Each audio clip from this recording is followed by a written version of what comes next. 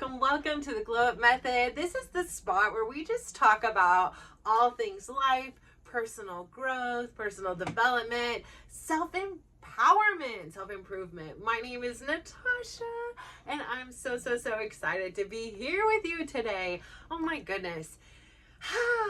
So I was about to film like 30 minutes ago, but my son is playing This Is the Sun with the ACL. Dylan, the one that has taken, I've been his like side momager over here, in the fact that I've been like kind of his travel buddy because like he was barely 18 and sometimes incapable of, quite frankly, waking himself up.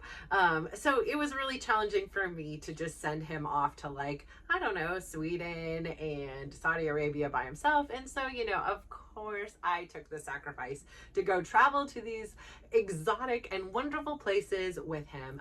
He did do Germany on his own, but I would have gone had there been the opportunity to, and I even considered just paying my own way and figuring it out, but there was like a 6-hour car ride and I was like, listen, I don't think I'm the one for that, to like figure out how to get from one place to another. So anyways, long story short of it is my adrenaline is flowing and I laugh at myself because he's playing the video game soccer now because he tore his ACL. And for those of you who don't know, he like, instead of allowing one door closing to kind of define him, he's like, well, damn, then I'm gonna kick the hell with my good leg, of course. I'm gonna kick the hell out of this other door over here. And so he has really leaned into playing the virtual game of soccer. And again, as a person who, when the kids were growing up, I was like, 1 hour of video games a day, if that, like chores need to be done, I didn't like it, I was so anti video games until he had his brain tumor. And it then became really important for him to have community and normalcy. And again, I thought like, you know, his brain had just been touched and it was this like new time where there was going to be immense of growth in his brain. So I was like, this is like putting in knowledge like really fast. Like you have to make really fast decisions. So I became very open to it because like I would sit there and watch him, you know, finally like feel like a kid, you know, all stitched up and everything like that. And he's, you know, just giggling and laughing with his friends because he couldn't be with them physically all the time at school. And so my heart had melted and I allowed video games into my heart and home.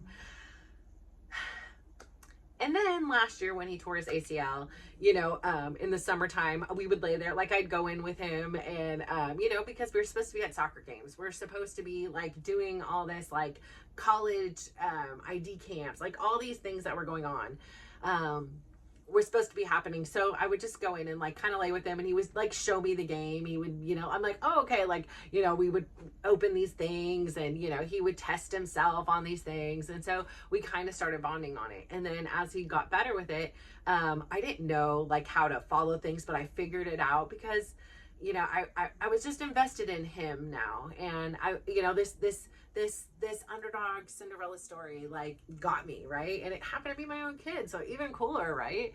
And I sat there, you know, stocking the things and I would hear him get upset like sometimes and it would make me really nervous because I'd hear him like bang on the table and then I'd be like mom and be over there like, okay, maybe we can do some meditating, you know, like all these things. Was not in the mood to hear what I had to say about that at the time. But then he would come back and be like, yeah, I can see where sometimes like I'm you know, like I've got the talent and the skills, but I get in my head, and when I get in my head I can kind of like lose things. So I'm like, dude, I wish I could be realize that like in my own life, you know, and applied it at 18. Shoot. So he's gone through this whole journey. So right now, I say all that to say it's been a year. He's in there playing. 2 nights ago, he was number 1 in North America. Last night, by a technicality, he lost 2 games, the first and the last, and he was second by 1 point. But the guy who was ahead of him, he has my heart. 2 reasons. My son went out to go coach another player and had no, like, he was staying with one of the moms, but then they were like in a different hotel, like really far away. And this player opened his room to my son. So at that moment, like Mama Bear over here, who was in Las Vegas with a different son, and this kid's in like Austin, I was like, thank you. So this kid always, like, he had a soft spot in my heart. However, earlier in the year, he did throw a little bit of shade my son's way, and I was like, wow, that feisty little scene over here, you know. And I don't know if it was intentional or not, or whatever. My son was up and coming, and now I know a little bit of a lineage story, so totally justified, whatever. And it wasn't even that big of a deal. But he was so nice when I met him in person. And I remember just saying, thank you so much for playing with my son. Like, I felt like such a nerdy mom. I'm like, thank you for playing with my son. I know he lives on the West Coast and the internet connection is bad and people don't like to play with him on his McDonald's Wi-Fi, but that is all we can afford. No, that's all that we have available. Not really McDonald's, but that's what they joke and they call him. He's known for his crappy Wi-Fi, and they say it's McDonald's Wi-Fi. So it is what it is. And we live in like the freaking Silicon Valley. Like, I just don't get it, whatever. So anyways, or close enough too. So anyways, he's back to playing. And then, you know, this player, that same young man, he was playing my son, and it was like down to the second. It was like score. Oh my goodness. So my son ended up winning, which was cool and everything. So yesterday, he was number 2. So right now, currently, my son is still listed as number 1. Let's see how the rest of the hours go. But I'm like sitting here, like watching these little video game soccer players go, and like I could felt my heart was like beating so fast. I was like, oh my gosh, yes, I don't know how I do this. And I was like, where does my life come? But what the whole point of this whole lineage story was 6 minutes later to get to this point. Support, right? Like, I went running and he's on stream, but I just like went behind the camera and was like, yeah, you know? He just kind of looked over and laughed. But support, right? Especially as somebody who, there was so many times within my childhood, I really felt unsupported. I felt like I was a supporter, but I didn't feel supported. I mean, like I said, the only person to ever see me do an activity was my Aunt Betty. And that was like really young. I mean, I don't remember how young, but I mean, I was young when I was in this picture. I mean, I'm going to guess maybe 6 or 7. And I went on to do other sports and activities and theater performances, and nobody was ever really there for me. Now, granted, it's a different time. It's a different thing. And I don't know if my dad knew or my mom knew that that's what you did. I'm not saying that somebody supported them. So like they had this knowledge that you know, like maybe I should support somebody and then just chose not. I just don't know if they knew, right? But nonetheless, the effect was I felt really unsupported a lot of my life. I felt very alone, and a lot of it was my own doing, but also a lot of it was my environment. And so, you know, when I was giggling to myself watching these little, it's not even a real person, because now at least he's streaming, so I can stalk more than just a website to get updates. Like, I can literally sit here and just go watch him play, and I know what's going on. And I was telling my daughter, I was like, you know, if I could, I would go with you to your college classes just to see how you interact in the lab, or I would go to the hospital where you're going to be working, you know, doing your clinical hours or whatever it is, just to see you in your element. I think I love people watching, and what not better people to watch than these little people that you knew since they were like this little, right? And seeing all their progress, and you know their backstory, and you know what they've been through to now say like, heck no, like, you know, that kid had a brain thing, and we had to do major testing just to see if he was allowed to play video games, to ensure that the video games did not trigger a seizure. And, you know, it was such a relief that they didn't. And because there was already so much loss of normalcy that like I was really like, please let him play video games, you know. And here's this again, like I said, this mom that before with a different perspective, a different filter, a different view of life, was like anti video games. So, you know, having an open mind is such a gift, because had I had this fixed, closed mindset, I may have never allowed him the opportunity to grow. Now, granted, you're an adult, you go out in the world, you can do as you please, right? But if I didn't foster this community and this environment in which he was able to really lean into his passion, you know, like I say all the time, you were so blessed you were my third born, because I wasn't as open-minded. I hadn't gone through as much of my own personal journey and growth. I really wanted to get everything right. And so I thought that getting everything right was doing what everybody else did and had succeeded at. I was missing the mark that by getting it right, it is getting it right for you. you individually, like for you personally, for me personally, that's what's getting it right is. It's really not about what your career is, where you live.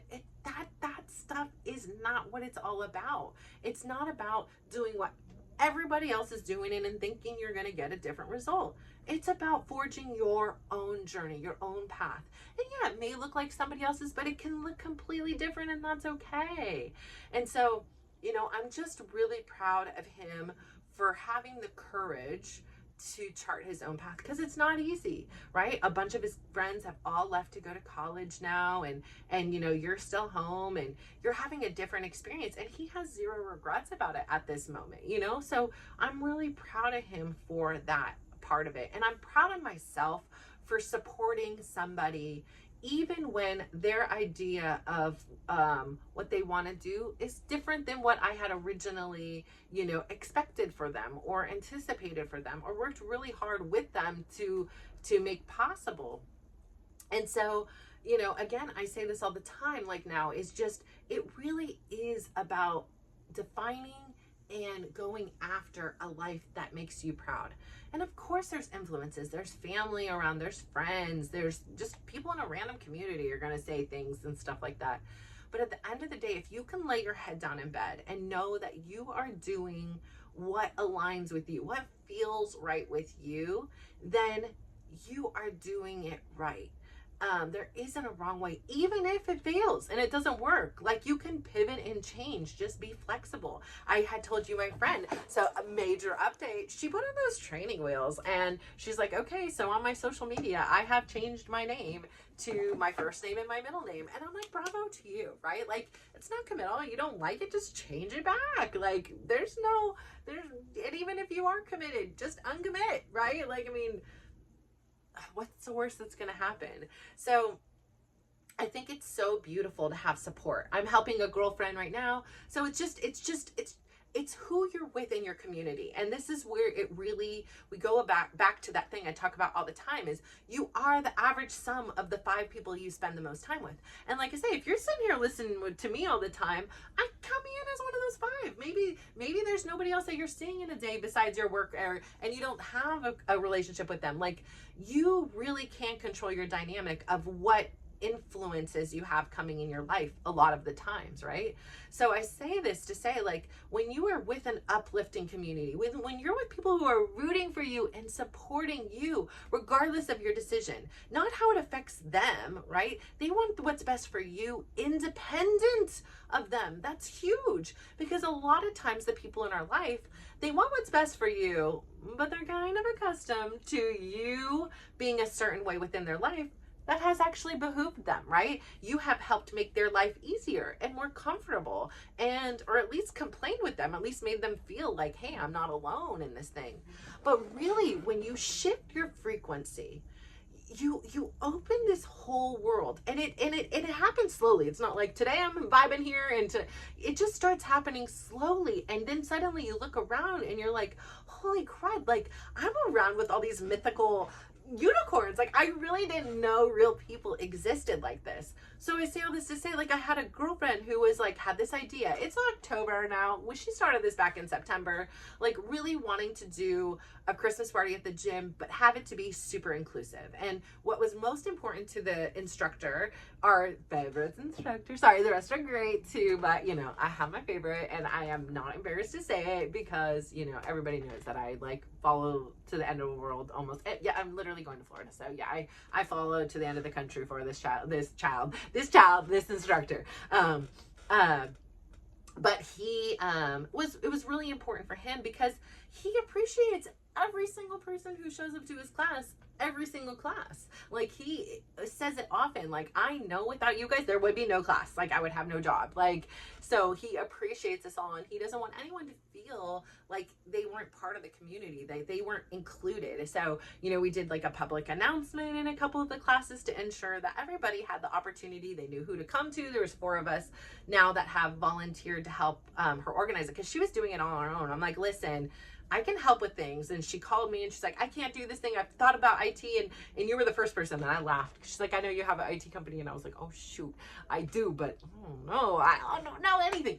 I figured it out. So some things I did learn through osmosis. It wasn't like too deep of things. I literally think I screenshot it and then made a PDF. Like, it wasn't that deep, but it was for her. And then I created a whole spreadsheet that we can all four of us on Google Docs. I mean, this is major high tech stuff, people here, like, whoo, sweating. But I actually don't do these things, so I was kind of proud of myself. So I made a spreadsheet that we could all like put in and say what people's order were, you know, all those things. So it's going smooth. There was only 70 spots. I think we have less than 5 in under a week, 5 spots left. So, you know, it just goes to show that it's a community. And what I kept saying, she's like, thank you so much for helping. Can I take you out to dinner? Can I take, I'm like, listen, it is a community. You're doing this nice thing. You arranged the place. They arranged the menu. We're working together. Teamwork makes the dream work. When we support one another, things are just so much brighter and so much easier. The burden isn't left for one person to carry. It is diversified. And I'm not saying it's a burden, but it would have been, had she had to collect money, put a spreadsheet, do all these things on her own, she would have been worn out, exhausted, tired by the time the event got here. Hi, I know. That was every Thanksgiving, Christmas, Easter, whatever, 4th of July. That was me. It was shopping, cleaning, yelling at my kids to clean, you know, cooking, everything, cleaning again after the cooking. And then I look around and I'm like, thanks. Thanksgiving went by. I'm not even hungry anymore because I've been taste testing the gravy all day, and sneaking little bites of stuffing because that's what I love on that day. And I sit there and I'm like, I didn't spend any time with my kids besides sitting at the table with them, and just like, I feel like by the time I sat down, I was so pooped to party. My feet were tired, you know, my back was hurting, you know, the kids were like not wanting to eat, and I was just kind of sad and bummed that like I didn't get that opportunity to spend time with people. And that's what it's about. For me, it's not about what the freaking food is. I mean, I did love the food. Don't get me wrong about that. But like, still, like, I would trade to have no food on those days. None whatsoever. And just get the time together, right? So I learned a lot. I learned a lot from that experience. And, you know, eventually, you know, I would host humongous holidays. And then one year I was like, listen, we're going out of town. Like, I don't want to do all the big things. I just want to spend time with my kids. I want to see them. I want to share with them that I'm thankful for them, and hopefully hear what they're thankful for this year. You know, that's what it's about. And not all the stress and worry and the last minute I'm coming or I'm not coming, and we better have this food for this person and not this for this person. So I just am so grateful for my new chosen family, and I'm so grateful that I can also be a supporter and understand how that feels, but yet they support me too. It's a mutual road. Like, everyone is stepping up. No one's carrying more burden. Everyone who comes up is like very grateful and thankful for the organization of it. They are so grateful that the restaurant Pampilon in Fremont has decided to give us this incredible meal, 3-course meal, for an extremely bargain price. I don't even know how they're doing that. And we get to all celebrate together in a banquet room. And I'm so delighted for that experience. And I'm so honored to be a part of that community, because she also dances in our class. And I didn't even know that until today. I was like, what? You know, that's pretty cool. Like, who it was. I knew they were saying, oh, she comes to the gym here too. So it's just so exciting to get to know people on a different level and know that there's not just one person or this expectation that there is just one person who's burden to bear. I mean, whenever I come into the class, I always go and I grab extra big towels. Not a big deal. They used to be in the front, but I always go and I'm getting myself one, and I don't just grab myself one. I grab 3 or 4 or 5 and I take them out. And if my instructor doesn't have one, because he's getting there, he's setting up, he's playing the playlist, he's doing those things, I make sure to give him one. I make sure to give myself one, because that's why I went back there in the first place. And, you know, anybody else that I see, I'm like, would you like one? Or I go put it in the front where anybody can, you know, come and get it. And I think, again, it's the little things. It's the little acts of kindness and support to say, I see you and I appreciate what you do, because I know when he's coming into that class, it's not like he's just ad-libbing and like, okay, let me figure out what we're going to do in the fly here. No, he's taken the time to prepare his, class syllabus, is his, like the program for the day. And I appreciate those minutes. And yeah, I might be a paying customer, but I still appreciate him as a person. And so if there's something little I can do to make his life easier, I always am complimenting him. I'm always saying, he probably gets so sick of hearing me because I'm always like, thank you, just want to say thank you, I was like, this poor kid, he probably like, this lady has got way too much time on her hands. But I just really think it's so important that you thank the people who mean a lot. And so support comes in so many ways. I'm doing this, right? Like I think I'm on week 3 now, right? 1, 2, 3, I think 3, maybe 4. I don't even know, right? Where are we? We're in September, we're in October here, of not filming. I've been filming since January, but of publishing them, and people are so nice. I have one particular friend. I actually really look forward to all her comments every day. I feel like we're developing a relationship that is very unique and interesting and supportive. And so support comes in so many different ways. And as somebody who is not accustomed to having a lot of support, it is such a gift. And so I just really want to say thank you to everybody who's supporting me. You may not be a linguist and somebody who has the courage, somebody you're shy or you don't want to say anything. But if you're just watching, if you're tuning in, if you're just sending me good juju, like, you are a support to me, and I appreciate that. It is such a rarity. Like, even within my marriage, there wasn't a lot of support. And now that we're, at the breakup point, he's like, now, like, oh, I might go get a full-time job so I have consistency so I can take care of me. And I'm reading the words, and it's like, it's not take care of my family, it's take care of me. And I get that, right? Like, on one aspect, because yeah, you have to prioritize yourself and take care of yourself, but there's no mention. So again, that's where I go back to, like, it's such a different experience than mine, and I'm open and I understand at the end of the day he has to take care of himself. But the part I don't always understand is like, well, where is the part about the family? And not me exclusive of that. Like, where is the part about the kids? Like, I get so confused mentally about that. But again, that's his work, his journey, his thing. But it just highlights to me that everybody has a little bit different of a point of view. And he's not really in the supporting business. I think he's always believed that I will do well. I will land on my feet. I think for so many years, he made it a priority to make me, he can't make me do anything, but to kind of keep me small in order to make himself feel bigger. I think, like he had told me, it was very telling when he was like, I didn't think you'd ever leave me, like, kind of like I was just something that, from his words, was something that was a person of something or whatever that was to be taken for granted. Like, I wasn't valued because you're gonna always be here anyways. Like, it didn't matter how I treated you, if I supported you or not in your decisions.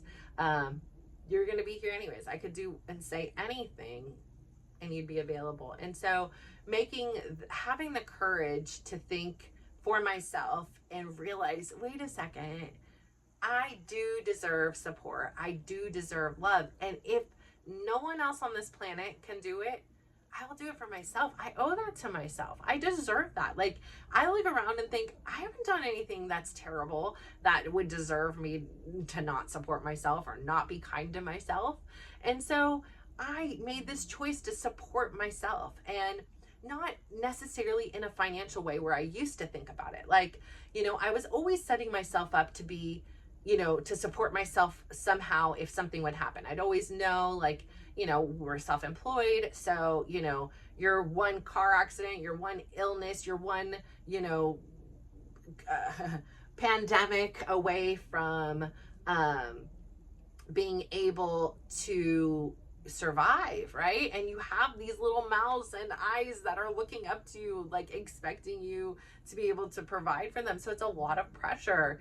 And especially when I wasn't the one there, it wasn't necessarily in my control beyond like what I was doing on the back end to ensure he had more clients. Like I wasn't going to the clients per se necessarily. Sometimes I did some things, but that wasn't the premise of my job, because I had to be here to get the kids and pick up them. And even if we paid somebody else to do that, I couldn't make enough between how much daycare and how much picking up kids. Like I'd have to make a lot of money and not see my kids in order to make that work too. So it's really challenging. I hear you. I get you. It's a lot of tough decisions. And like I say, I don't have any regrets on the ones I've made. But I definitely have compassion for anyone who is in a predicament, anything like that, you know, like having to make decisions on childcare and how your kids get home from things and how to feed them and things like that. So again, back to support. Like I always knew I would be okay and land on my own feet some way, somehow. That's just in my tenacity. Like that, listen, I don't care how, when, where, or what, like I will make it happen. So I didn't have that, but I didn't have the emotional support that I required of myself. Like I didn't give myself that permission to like listen to my body when it was hurting. I didn't give myself that permission to be sad when I'm sad. And I didn't give myself permission to be like vulnerable and cry in front of others. I mean, I have watched some of my film back and I'm like, damn, I really needed this. Like I have cried more on film to myself, talking to myself into a camera on an iPhone, than I have in my therapy sessions, than I have with friends, than I have in many things, because I would cry in silence. I didn't want anyone to know I was hurting. And probably 10 months ago, a year ago, I would have just deleted all those and just pretend it wasn't happening. Like, I'm fine, I'm good. But there was something about that day when I cried in my, it was after my son had tore his ACL, and I cried in my class. I was in a bar class, and all of a sudden the tears, they just came. I never had that kind of an experience. And it was just crying. And my instructor, I know he saw me because I was right in the front. And like I said, he came up and was like, how many people are in the class? I'm like, what the hell kind of question is this? And so maybe he didn't know and just ironically was asking me how many. I'm like, I don't know. First off, I'm not the greatest at math. Why are we asking me this question? I am not in the mental capacity standing here and counting on top of everything else I'm doing. But maybe it was his form of like distraction. I don't know. But like doing that in that public forum and having somebody see it, it kind of gave me permission to be like, it's okay to not always be strong. Like, it's okay to have support. And he may not have like been there like, hey, I'm gonna give this lady a hug, you know, especially like, I feel like over the last year I've got to know him better, because again, I'm in his face so many damn times a week. But I have gotten to know him a lot better. And I think I've allowed him to know me better as well. That, you know, maybe it'd be different now if he saw me crying. Probably still like, like crying about, you know, like it is this is my powerhouse. I'll be over here dancing, you know, I'll distract you over here with this. But it gave me something, it released something and said, it's okay. It's okay if you're not perfect. It's okay if you're crying and you're sad, because guess what? You're human. And we are all here to support you. Like I said, that class has taught me so much about life. It has taught me that I don't have to be a perfect dancer to enjoy dancing. It has taught me that when I'm hurting and it's visible to somebody else, people will be like, do you want me to drive you home? You know, like there are people out there in this world that will support you. I was not always around those type of people. And even if I was, I acted so damn strong all the time, as if I was this invincible woman and nothing hurt me. So why would they even think I needed help? Why would they even think they needed support? Because to them, I seemed like I had it all together. And so it's given me this platform to be vulnerable, where I can sit here and cry and sit there and rewatch it and, you know, go through those things like, gosh, you know, do you think people really want to see this? You know, like go through the thing. And I'm like, what was the whole point of this? You know, I have to ask myself, what was the point? And the whole point of this, the whole point of it is to be real, to be authentic, to be vulnerable, to be with makeup some days and without most days, to have curly hair sometimes because I've been sweating at the gym and I haven't taken my shower yet, and to have my hair done. It doesn't matter. What matters is the human experience here. It is what matters is that you see that with persistence, with discipline, with consistency. It doesn't mean every one of these episodes are a 10. I know, I'm so sorry. I'm sorry. I don't have a perfect backdrop. I don't have the perfect edits and thumbnails, but I'm here and I'm real and I'm showing up. And some days are a frickin' 12 and some days are a -2. But I'm here nonetheless. And I'm getting better and I'm getting stronger and I'm doing what I love, which is sharing with you. Not just because I want to hear myself talk or frickin' look at myself in this dang thing, which by the way, I can look at myself. I can see myself and not feel any disgust whatsoever. I mean, yeah, on occasion, sometimes I'm like, dang, what the heck is over here? This hair is getting on my nerves. But other than that, like there is kindness. And I want you to be able to look at yourself with kindness and see all the beautiful things you are. And go out there and forge this life, like so you can live just a mundane, normal day like today, where you're stalking your child on a phone, watching these little fake little animations run around, and you're like hyped up with your heart beating fast. Why? Because you support them, you love them. I watched my other son. He did his TikToks on 2 accounts today, and I loved him. He went live, and I'm loving it. My daughter, she helped cook an amazing meal, which I'm going to tear down after this. It is salmon bowls. Love it. Love it. Love it. Love it. My other son, he came home from a long day of school and was like, hey, Mom, your hands are wet because you're doing some dishes, but I really am just going to come hug you, but don't hug me back because I don't want to get wet. I love supporting people, and I love feeling the support of others too. It's a symbiotic road. And so I really hope you know that I am a support for you, and you have been a tremendous support for me. So I thank you. I thank you so much for coming into my life. I really, really do. And I hope that today you are inspired to go and support yourself and support others. So please go out there. Here's a great way to support somebody. Give them a big smile. Give them a compliment and just watch how they glow up. Bye.